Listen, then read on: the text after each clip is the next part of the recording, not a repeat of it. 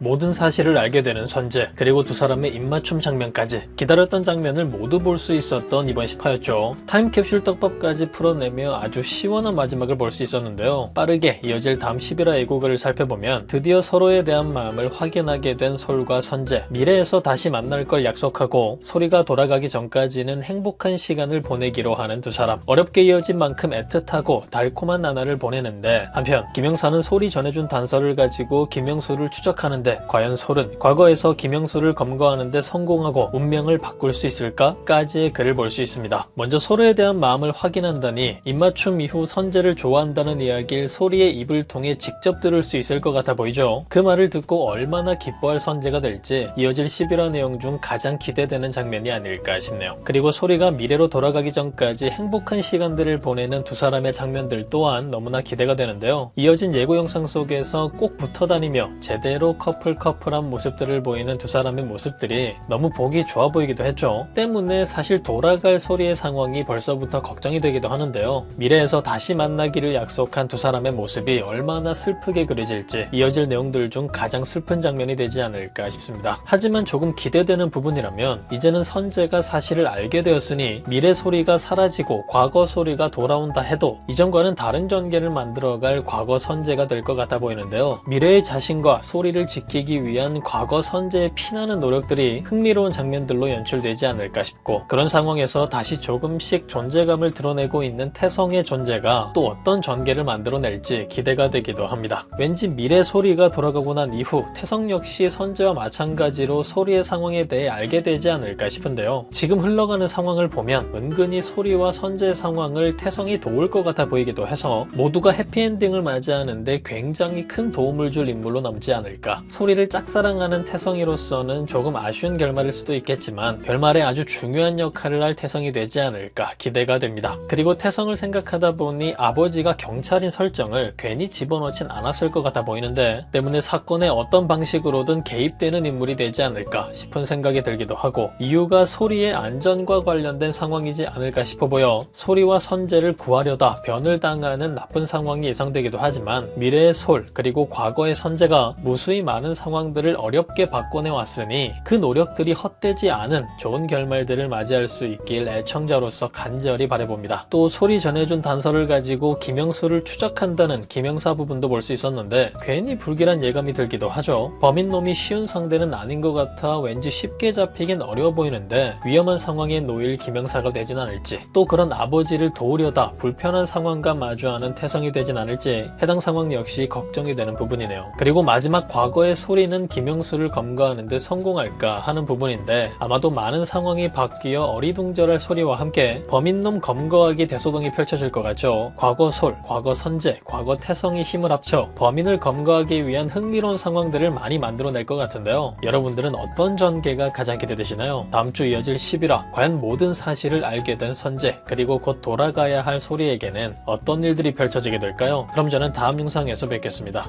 감사합니다.